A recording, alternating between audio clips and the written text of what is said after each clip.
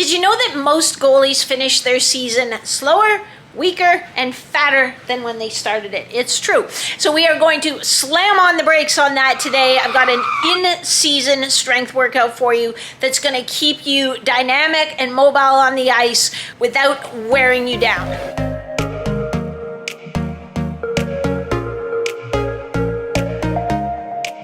Welcome back to Goalie Training Pro TV. In this episode, it's part 2 of a 5-part series that I'm doing on in-season training for goalies. And so each video is going to give you a specific workout to follow in order. Last time we worked on stretching and mobility. Today is in-season strength. If you're on the ice regularly, then you're getting good on-ice stamina. And that's really the best, stamina training you can get. The best training to be a goalie is goalieing on the ice. So, you should be getting that covered unless you're lazy in practice. You know who you are.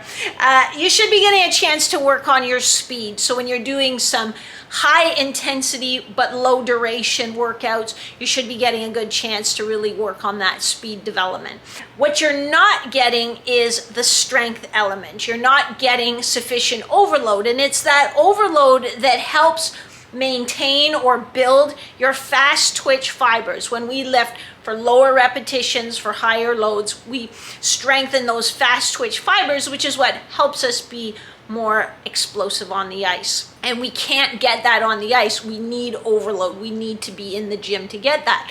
Our time in the gym is also a great time to work on some of the stabilizers, some of the assistance muscles, some of the ways that we can keep ourselves healthy throughout the season, what sometimes we call those prehab exercises. You absolutely need to still be doing your strength training during the season. The big mistake goalies make, well, there are 2 big mistakes. One is they don't do anything, so that's the biggest mistake.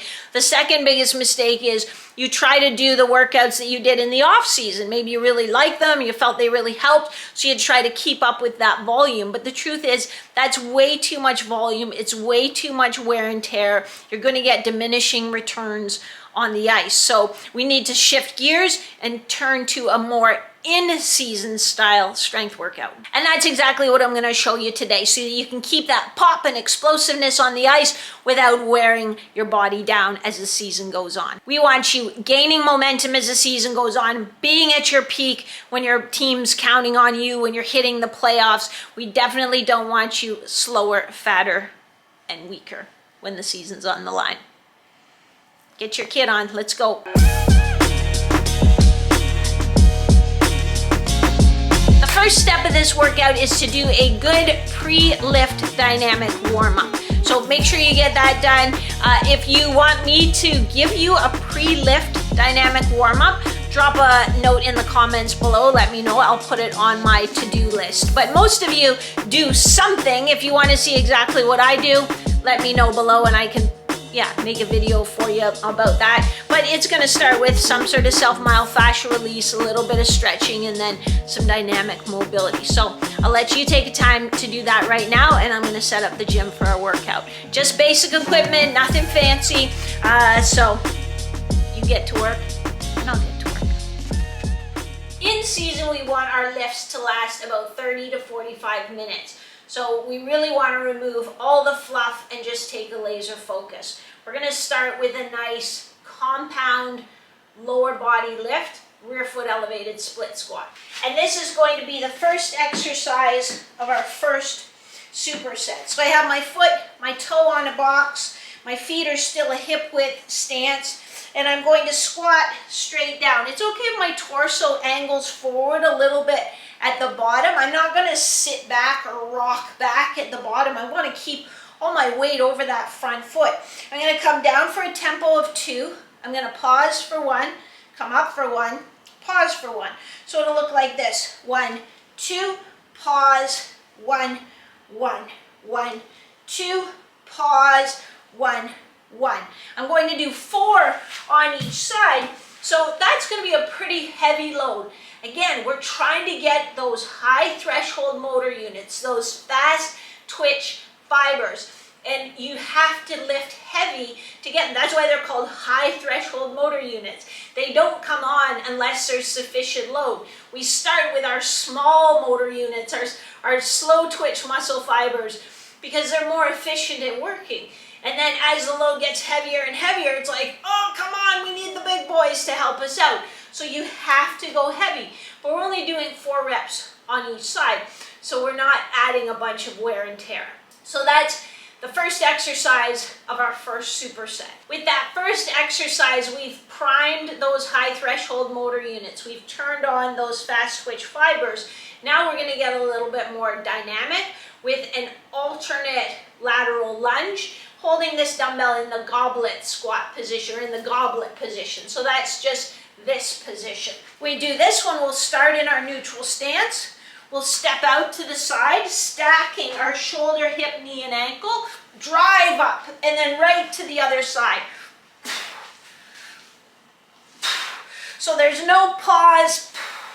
We're just trying to link those. We're really trying to explode out of the bottom and get that lateral push. You're just going to do 3 to each side like that, because also when we're working power, we need to keep the volume low so that we're not introducing a bunch of fatigue.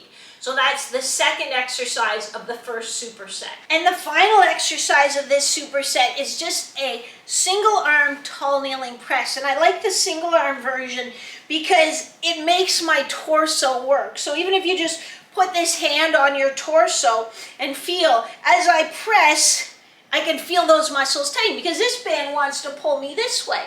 And I need to stabilize. That's rotary stabilization. That's also a skill that you need, or a strength that you need when you're leading with your head in your hands. So it's, again, we're trying to maximize the efficiency of our workouts. This is a great way to get rotary stability, but also build some upper body strength and teach you to stay tall in your hips and what muscles to use and how that feels, because a lot of you sit back in your hips when you get in your butterfly, and I think it's not a strength issue, it's more of a habit issue. So let's pay attention to, hey, how does this feel to stay tall? What muscles am I using? What cues can I use to stay tall? I'll come down for a count of 2. 1, 2. I'll pause at the bottom for a count of 1. I'll press up for a count of 1. I'll pause at the top and hold that for 2.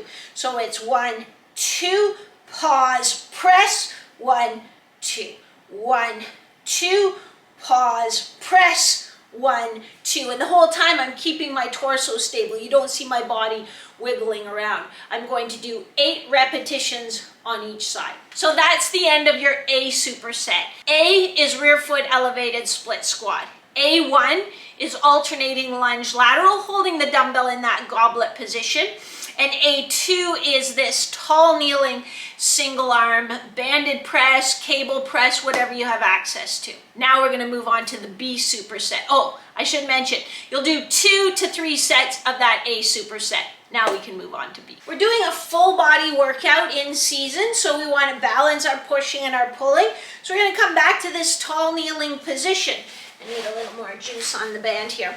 So staying nice and tall on my torso, not sitting back in my heels. The band's going to want to pull me forward, so I'm going to have to sort of use my muscles a little bit to kind of hold me back. I'll use my hamstrings a little bit, and you will have to lean back a little. You can't be, straight forward. You will get pulled over. Again, we've got that rotary stability, because when I pull this band, my body's going to want to just do that if I didn't use my muscles at all. So I'm going to brace a little with my abdominals, and your body will just naturally stabilize you. But stay nice and square as you row. Be aware, what's your back position? Are you way hyperextended?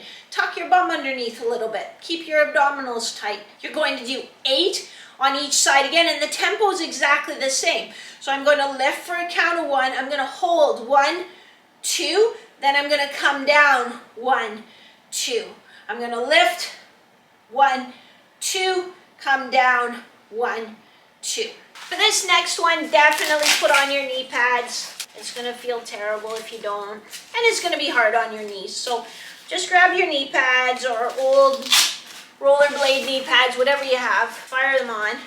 And I just keep them on for the whole superset. I don't take them off and put them on again. I just keep them on. There's only 2 exercises in this B superset. Now we're going to work a bit on that rotary power that we talked about, rotary stabilization. Now we're going to work rotary power. So I have my red super band attached to the power rack, so it has to be something that isn't going to move. Got my knee pads on, and I'm going to think, okay, where would my, and when I do this, during my workout, I actually grab my stick, and I have my stick so that I can really see, you know, what my stick discipline is like. You know, am I keeping my stick on the ice, or am I lifting it and doing crazy things? But what you want to do is think about bracing a little bit with your abdominals, staying tall in your hips, getting that nice forward projection, and then it's head and hands that go first, but then you're going to use your torso to help bring your hips around and bring that foot up like you're ready to push, and then you're going to come back.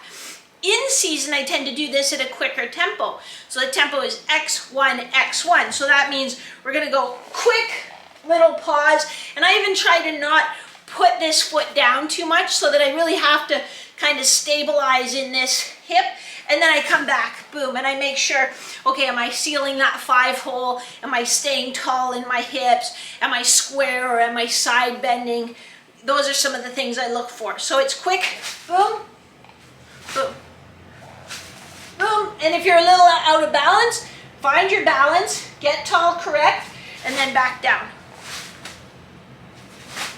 You're going to do 6 to each side. So when I switch sides, I'm just going to slide this over to my other shoulder. So that's your B superset. B is tall kneeling single arm row. B1 is rotary core power. And the last superset is definitely more focused on stability and prehab. But first I'm wondering, where do you do your in-season workouts? Do you do them at home? Do you do them at a regular gym? Do you do them at an athlete training gym? Do you do them with your team? Or are you staring at your computer right now saying, workouts? What workout? We're supposed to work out? Any of the above, I still love you. Drop a comment below and let me know so that it helps me tailor these videos to suit what your setup is. To start off your C superset, we're doing a reverse crease push.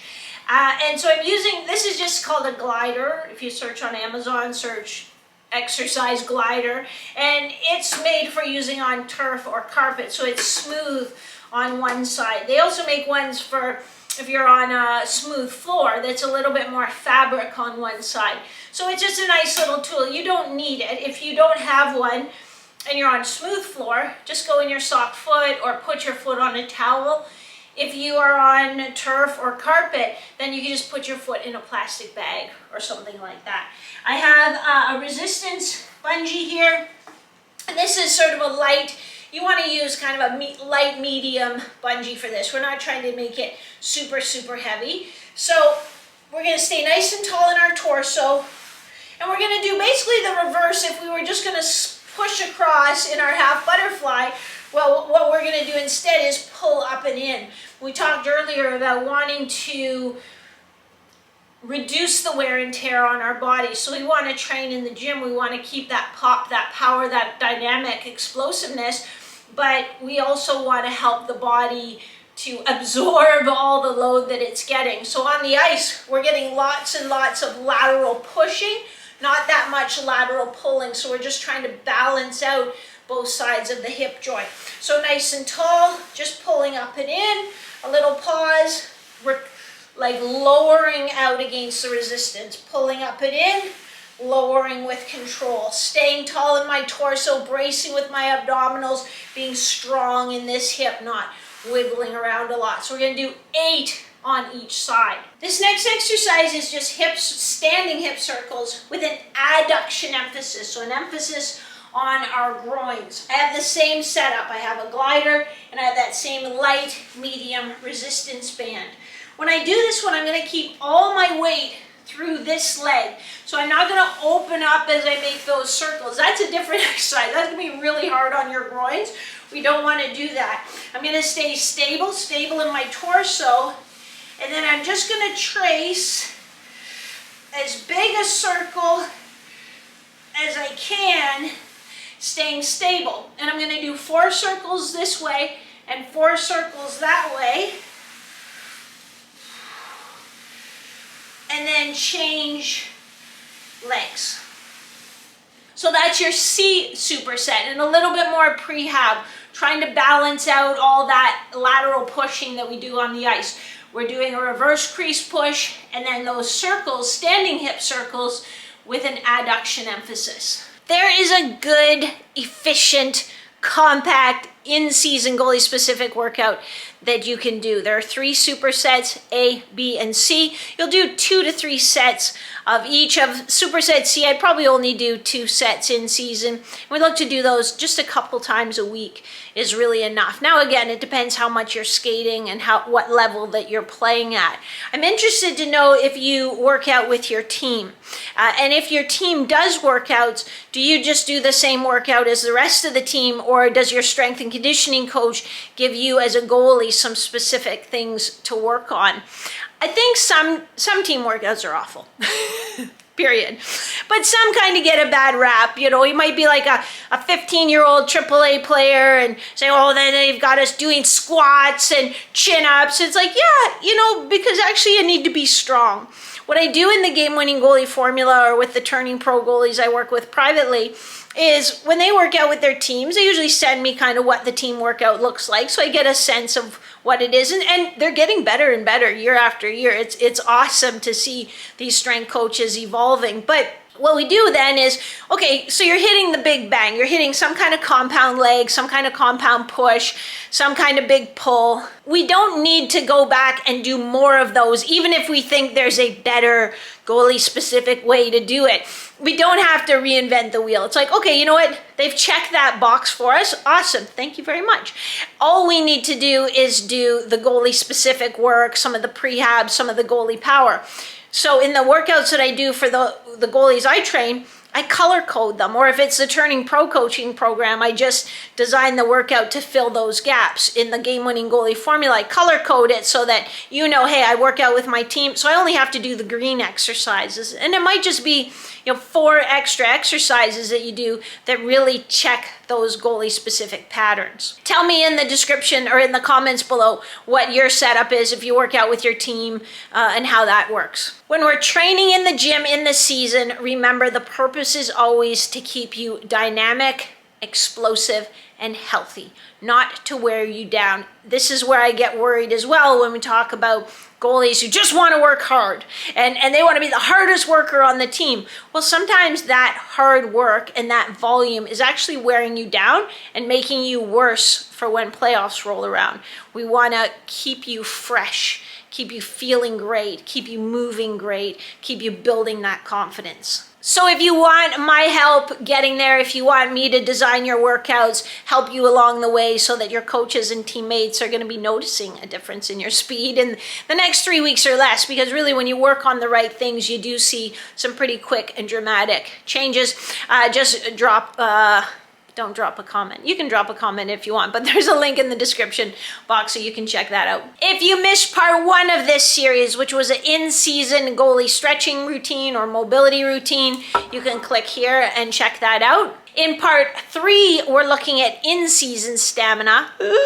Oh God, it strikes fear in the hearts of men. But here's the good news. I'm also going to tell you who doesn't need to do it, because some of you don't need to be doing it. So you better watch the video to see, and maybe be like, Maria says, I don't have to do this stuff. So that would be good. But if you do have to do it, I'll show you exactly what to do. So again, you're not just crushing yourself. That'll either be next week or the week after. I have an idea what I might want to do next week, so I might slide it in there. One way or the other, it doesn't matter. I'm going to see you next week. And I'm going to remind you, don't forget to like this video. Give me a thumbs up.